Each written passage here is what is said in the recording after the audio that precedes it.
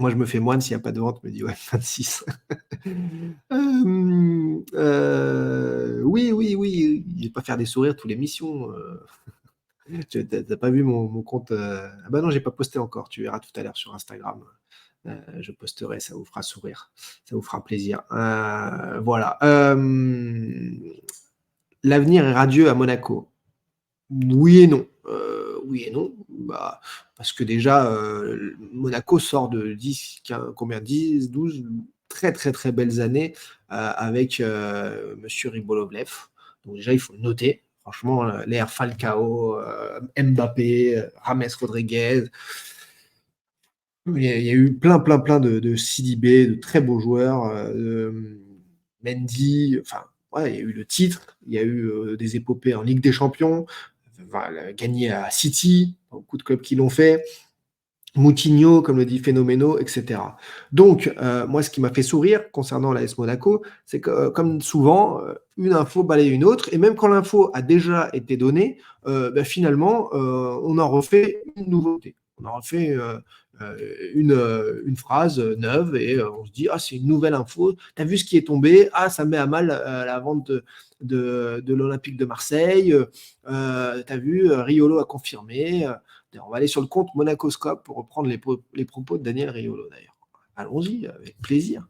Alors Daniel Riolo le dit. Pour Monaco, les négociations sont très avancées avec les Saoudiens, mais ça discute sur les parts parce que Ribolovlev veut garder un peu de part dans le club et les Saoudiens veulent tout. Voilà. Sauf que déjà, à Monaco, tu as 34%, c'est au Prince, ça bouge pas. Donc en effet, ça se joue peut-être entre Ribolovlev qui voudrait garder peut-être 5% et les Saoudiens qui veulent prendre 70, quoi. C'est la réalité. Mais ce qu'il dit là, je vous l'ai déjà dit en mars en fait, rien de nouveau. À Monaco, oui, ça avance très très fort, très très bien et tout le monde est très confiant pour un prince saoudien. Est-ce qu'on est d'accord? Est-ce que vous comprenez les différences? C'est un prince saoudien dont le nom n'a pas encore filtré, mais il y en a plusieurs qui peuvent être utilisés, qui peuvent être mis en avant pour ce deal-là. Dans ce deal-là, il n'y a pas l'achat du stade. Le stade, il appartient à la principauté. Il n'y a pas d'ampleur marketing énorme. Vous ne vendrez pas de maillot de l'AS Monaco en Afrique, en Asie, moyennement en tout cas. C'est pas ça le développement à Monaco. Ce sont plein d'avantages, deal gagnant-gagnant, du caritatif, de l'écologie et plein de choses intéressantes pour tout le monde. Et il y a le développement du club de foot qui manque de supporters. C'est comme ça. Voilà, c'est pas méchant de dire ça. Donc, Ribolovlev, il se dit, oh, c'est quand même intéressant si je pouvais rester un petit peu auprès des Saouds parce qu'ils vont faire, mine de rien, grandir le truc. Sauf que là, on parle d'un prince saoudien. Un prince saoudien, il y en a, il y a l'ancien boss des sports et qui permet à la boxe anglaise d'ailleurs de revivre. Il y a Turki Al-Shir à Almeria, il y a à Sheffield, il y a à Châteauroux. Et c'était le prince, le roi du PQ, je crois d'ailleurs, là-bas à Châteauroux. Et il y a, voilà, l'avenir est princier pour Monaco parce qu'il y a un prince saoudien qui doit arriver, mais ça n'a rien à voir avec l'ampleur du consortium d'entreprises multi-pays pour l'Olympique de Marseille qui est déjà calé, voilà, et qui a été depuis 2021 changé, modifié par rapport à ce qui avait été prévu, mais voilà, donc ça n'a rien à voir du tout et l'ampleur n'est pas la même et il a été dit cette semaine ce qui avait déjà été dit en détail et c'est d'ailleurs sur YouTube, sur ma chaîne et dans les émissions. Donc il n'y a rien de neuf, ça avance toujours, mais maintenant on attendra la fumée blanche, on attendra les annonces, on attendra une officialisation de leur deal et tant mieux. Et en fait, je vous l'avais expliqué déjà au fil des semaines, Monaco, il y a eu donc ce match caritatif de fin janvier, on en a beaucoup parlé avec ces petites phrases du prince intéressé par Monaco et Marseille,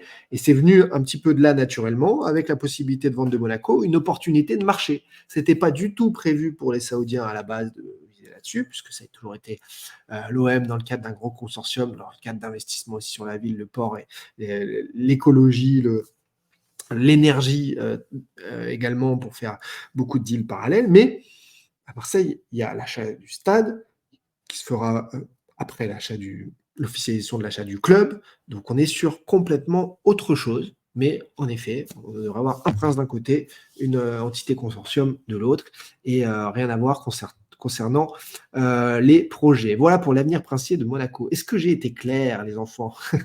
Est-ce que c'est assez carré ou pas? Voilà, là-dessus. Est-ce que vous êtes rassurés pour ceux qui ont mélangé les choses concernant l'AS Monaco, les propos de Daniel Riolo qui sont très justes, hein, par ailleurs.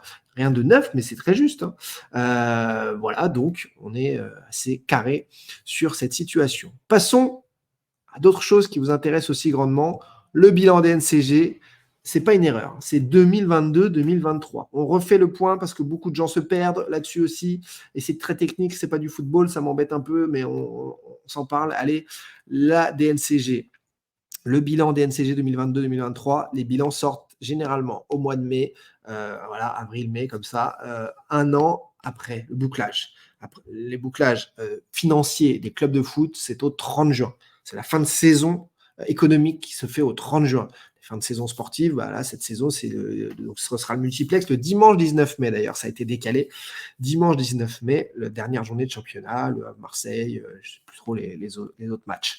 Donc, l'OM va mieux en façade. Oui, pourquoi? Parce que certains ont sorti ces chiffres tout de suite, très vite. Là, on va prendre le récap sur le compte Twitter de BeFootball. Ils font ça très bien. Agrégateur d'informations. L'OM a enregistré son plus faible déficit depuis 5 ans. Donc, la mariée, elle est belle, puisque dans façade, là, on vous dit, regardez, moins 12,7 millions d'euros, c'est du jamais vu. On est passé quand même de moins 91, alors il n'y avait pas le Covid, moins 127. On nous dit, ouais, si, quand même, il y a eu le Covid. Oui, le Covid depuis mars. Ok, bon, d'accord. C'est ça qui a terriblement accentué les pertes. Moins 76 en 2020-21. Ah non, c'est le Covid. Là, 2021-22. Non, mais là, c'est plus le Covid. C'est pour ça? Non, pas du tout. À partir de 2021-22, on est rentré dans un budget qui a doublé comme annoncé. Les preuves, tout est donné. On arrive à des budgets à 255 millions d'euros 2022-23. On devrait être encore plus haut cette saison. On est plus haut cette saison à 270 environ. Et donc, il y a un gros travail pour habiller la mariée, pour que ce soit clean, pour que, en effet, de l'extérieur, il y a une valorisation du club avec donc des pertes diminuées. Encore une fois, on a été, pour vous informer, au renseignement chez des gens qui connaissent ces dossiers-là, qui traitent ces dossiers-là, qui sont directeurs financiers de clubs, des choses comme ça, pour vous dire ces choses-là. Le problème, en effet, et là, même les haters de la vente OM, etc., commencent à tourner l'œil et de me dire « Ah oui, c'est vrai qu'il y a un truc bizarre, c'est qu'avec les apports de CVC, des aides de l'État, l'OM serait encore dans des gouffres financiers équivalents à 2019-20, 2020-21. Donc, ça alerte quand même les plus anti-vente, etc., en disant « Non, mais là, c'est pas possible de durer dans ces conditions. » Mais oui, non, c'est pas possible. Ce n'est juste qu'inéluctable qu'il y ait une officialisation du deal. Et tu n'aurais pas pu durer dans ces conditions financières s'il n'y avait pas la carotte qui arrivait derrière, en effet. Mais de l'extérieur, oui, la façade, là, elle est belle, elle est meilleure. Ils ont enlevé les graffitis, là, ils ont mis un coup de polish. Et en effet, c'est mieux. Mais pourquoi? Parce qu'il y a eu cet apport sans précédent de sponsoring maillot secret, tenue secret. On arrive maintenant dans les coulisses à comprendre que c'est un deal majeur, énorme, qui sans rapport d'ailleurs avec le niveau sportif européen du club, et que en effet, ça aide grandement à gonfler les recettes et à diminuer ce déficit chronique, ce déficit permanent de l'Olympique de Marseille à travers les années. Donc voilà ce point des NCG. On va pas rentrer plus dans des détails, etc. J'espère avoir vulgarisé aussi comme il faut. On n'est pas là pour faire un cours de compta, surtout que beaucoup de comptables de Wish dans les parages, donc on va leur laisser faire le truc. Mais là, au moins, vous avez, voilà, c'est habiller la mariée signifie que c'est pas encore fait. Non, signifie surtout que c'est de l'image. L'image qui est importante et redresser le bateau comme un cahier des charges. Voilà. Donc c'est tout le problème, encore une fois, dans le mot galvaudé qui est vendu, qui est un problème de temporalité, qui pour certains vendu, ça veut dire que c'est officiel, et dans les termes économiques, dans la réalité, tu peux vendre quelque chose et ne pas le posséder, et ne pas l'avoir cédé, etc., etc. Donc, tout le problème, encore une fois, de l'image. Et là, l'image, c'est-à-dire augmentation de la valeur du club depuis 2-3 ans qui est énorme, baisse du déficit annuel visible de l'extérieur en prenant juste un chiffre. Voilà. Est-ce que tu penses que l'OM va garder Puma comme équipe entier jusqu'à la fin du contrat? Je crois que c'est quoi, 2027, non? Quelque chose comme ça. Il y a pas, tu peux pas, enfin, généralement, tu coupes pas avant. On a montré la semaine dernière en exclu, enfin en exclu grâce à Foot Headlines dans le Dash Foot les nouveaux maillots Adidas de Newcastle, retour aux sources pour Newcastle, le Newcastle saoudien. Peut-être que l'OM après Puma reviendra aux sources, c'est possible. Ça correspond à une logique, on va dire, une logique. Est-ce que l'OM sera officialisé avant Monaco? Je n'en ai aucune idée, cher ami. Je ne suis pas dans ces timings-là, je ne connais pas ces timings-là et je n'ai pas les données exactes des deux dossiers en termes de temporalité pour être sûr d'un côté ou de l'autre. Visca Barça qui nous dit on est presque pas en mai. Bah, on est le 26 avril, donc on est presque en mai quand même. On n'est presque pas en mai, si, on est presque en mai. Toujours aucune rumeur sur une vente imminente. Bah, il n'y a pas besoin de rumeurs vu que tout a été dit déjà. Donc, et je pense que ça en parle tous les jours, partout. Donc, qu'est-ce que tu veux de plus en fait? Tu veux quoi? Il y a quelqu'un qui arrive sur une place publique en slip en disant regardez, on vous le dit, on vous le dit, tout a déjà été dit. Je ne comprends pas ce qu'il faut. Il faut un événement spécial. Je ne comprends pas trop. Est-ce que habiller la mariée pour Olive, c'est maquiller les comptes dans la perspective d'une meilleure vente? Non, parce que sinon ça veut dire que les acheteurs sont des pipes et que du coup tu as fait un maquillage comme tu dis et que les acheteurs vont se dire ah oui c'est trop beau, ah oui c'est magnifique. Non, les acheteurs ne sont pas des pipes, savent très bien ce qui se passe et au contraire c'est plus en termes d'image pour le vendeur, pour voilà les entrepreneurs. Tu penses que l'OM va se qualifier pour les demi-finales? L'OM n'est pas favori, l'OM part en tant que large outsider face à l'Atalanta. Donc on verra surtout à ce moment-là, on fera les pronos de qui seront les forces en présence à ce moment-là. S'il y a beaucoup de joueurs cadres qui ont le temps de revenir en forme pour l'Olympique de Marseille, pourquoi pas, mais c'est compliqué. Gaudry, je ne suis pas maître du temps, ce n'est pas moi qui décide des dates, et jamais je ne donnerai de date en avance, laisse faire.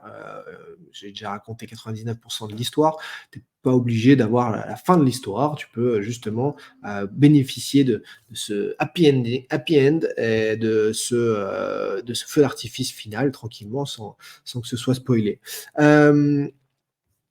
Qu'est-ce que je voulais vous dire d'autre concernant ce dossier? On a fait Monaco. Ah, voilà, la une du journal L'Équipe, quand même. Non, là-dessus.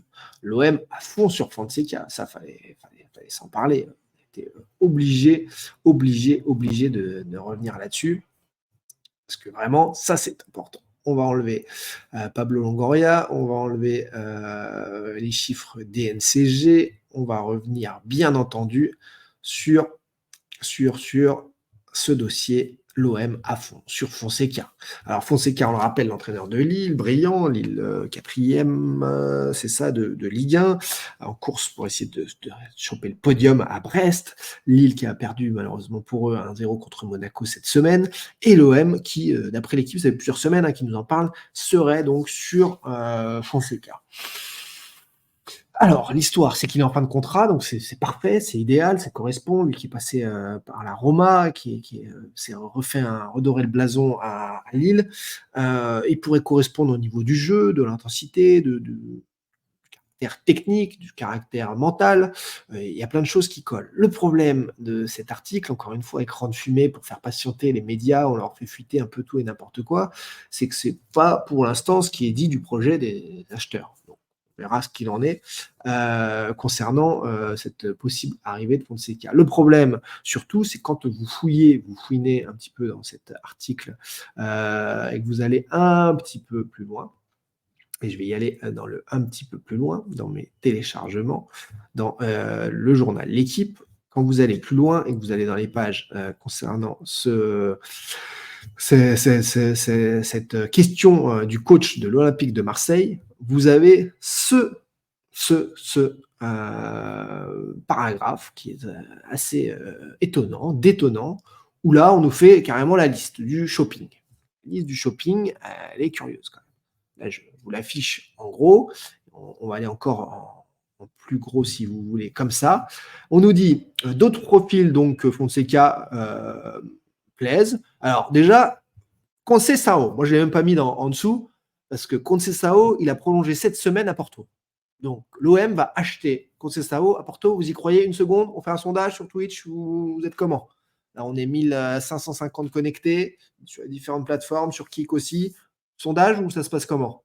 On va s'éviter ça. Conceição, en gros, vous voyez, Conceição et Hayes ont la cote. Conceição, il y a eu la photo, il y a eu tout cette semaine, prolongation avec Porto. Bon, bref, ils n'ont peut-être pas vu passer ça. Ils ont été devancés. Pas grave. L'article a été écrit la semaine dernière. Je ne sais pas.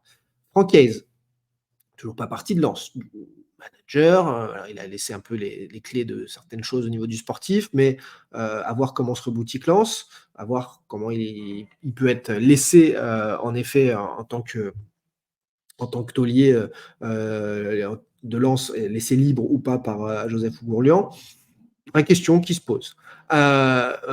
Sachant que sur les 3 dernières saisons, l'OM a toujours changé d'entraîneur à fin juin, en catastrophe, arrivée de Tudor en catastrophe, arrivée de Marcelino en catastrophe, etc. Là, on nous fait bel écran de fumée, ils sont à fond là. On nous dit par ailleurs que Longoria et Tessier ils s'entendent pas, mais en revanche, ils sont à fond sur un coach. Mais un coach, donc en gros, Fonseca. Et puis en fait, derrière, tu vois la liste. Galtier, profil qui plaisait. Conceição, donc il est à Porto. Hayes, à Lens.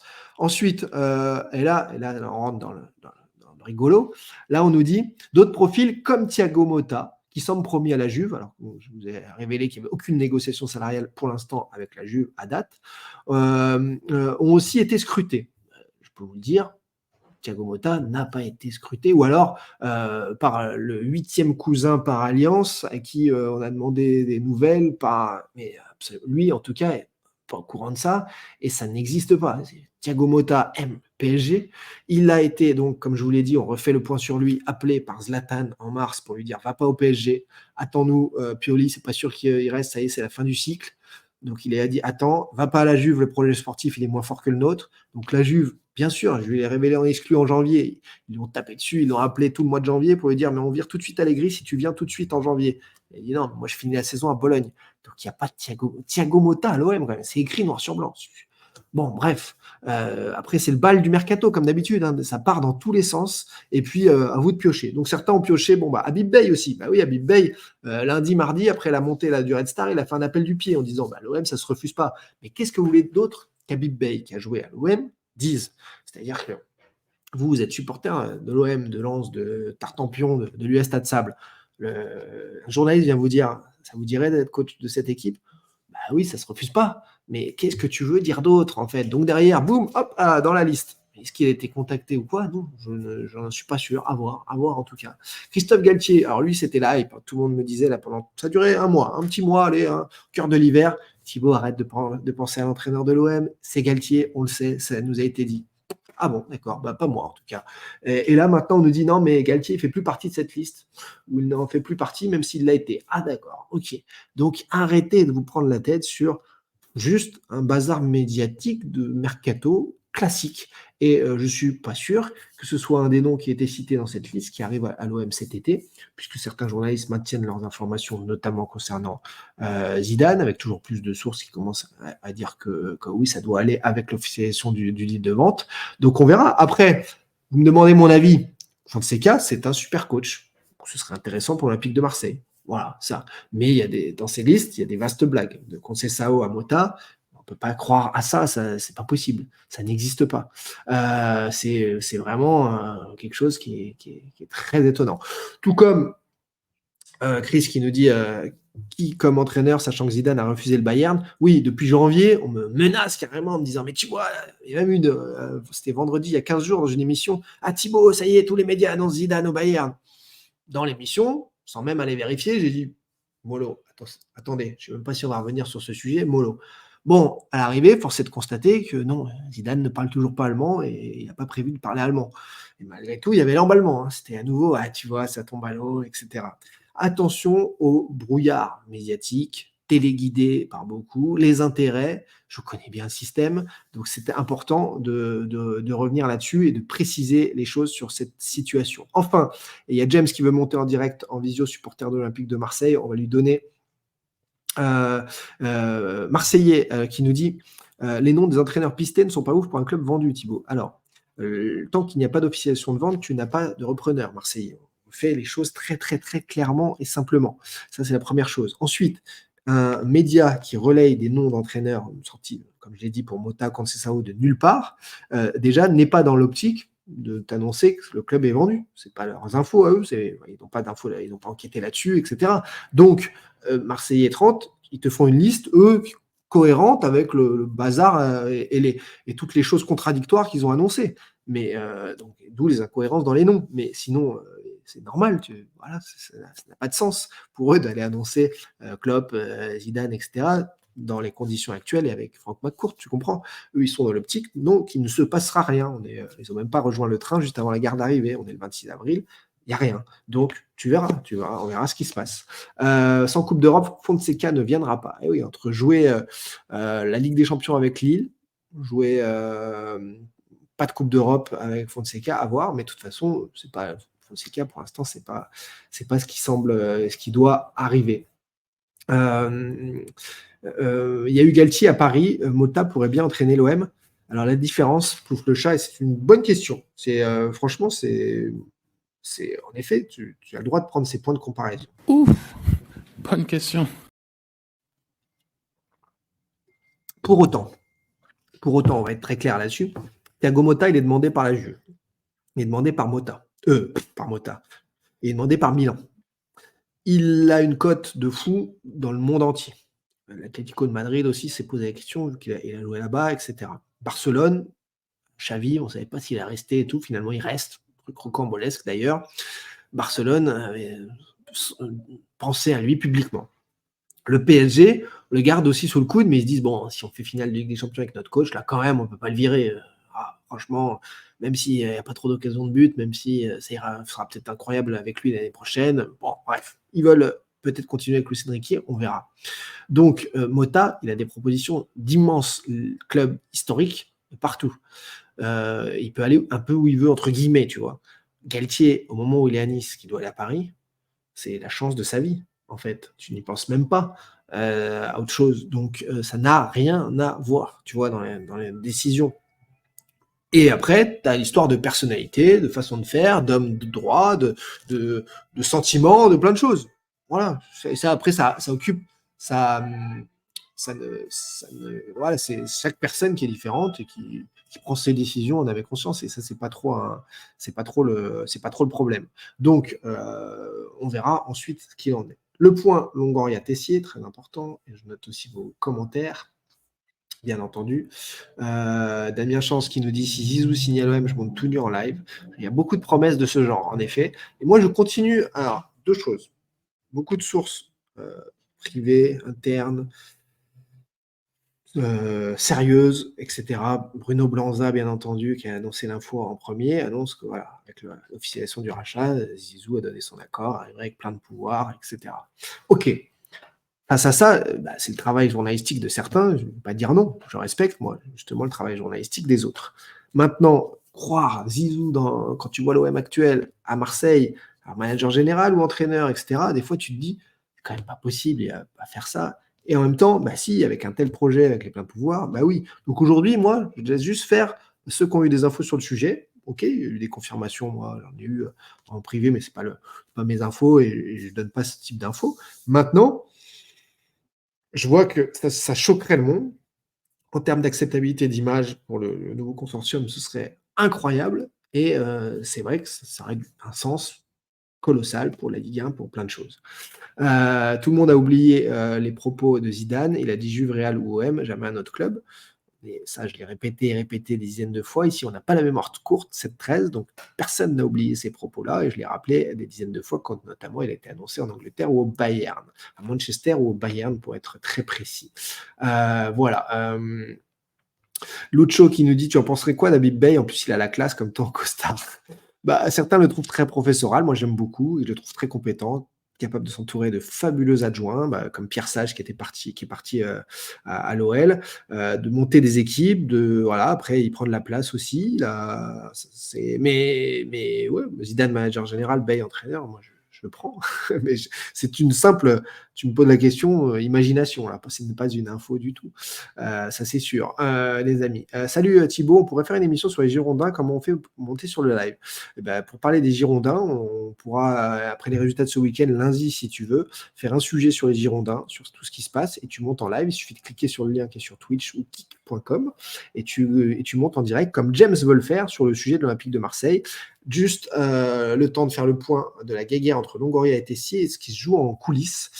Comme ça, on est carré et James peut intervenir sur tous ces sujets dans la foulée, nous donner son avis.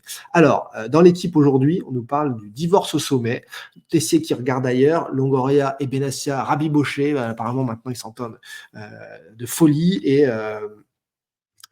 ces deux amis sont donc... ces deux gars-là sont donc contre Tessier. On va faire un point. Déjà, téléguidé, 48 heures ou 24 heures avant cet article, il y a eu Rachid Zeroual a rencontré au Marriott, donc à côté de l'Orange Vélodrome, avant le match de Benfica, Tessier. Ils sont tombés dans les bras, regardez, ils sont proches les uns des autres, et ça gêne Longoria.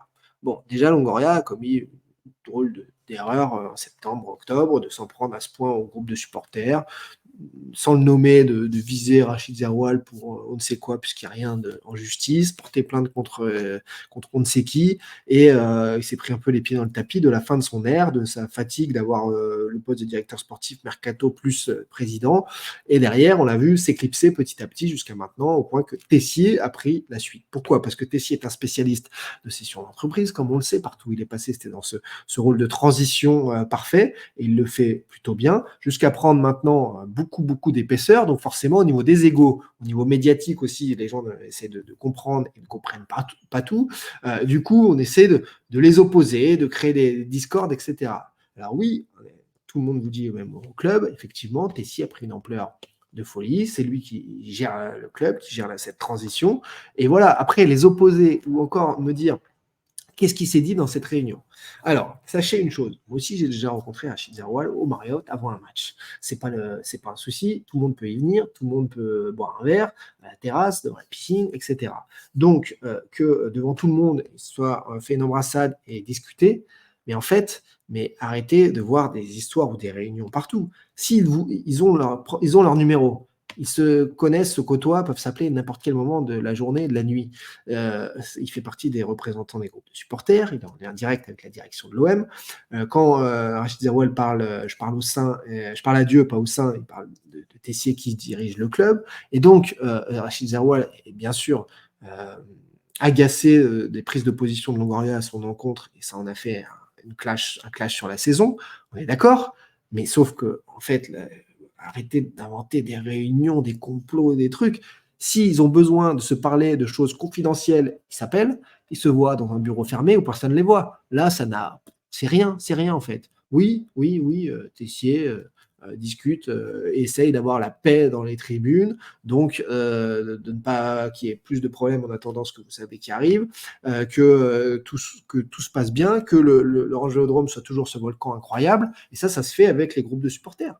Bon, à partir de là, après, vous jugez comme vous voulez, mais il n'y a pas de lutte de pouvoir, puisque c'est Tessier qui a le plus de pouvoir, et ça se voit, et beaucoup de journalistes le disent. Mehdi Benassia fait son rôle de directeur sportif extérieur, et Pablo Longoria gère des affaires qui restent courantes jusqu'à la fin du cycle. Bon, ben voilà, et après, vous pouvez essayer de trouver des trucs.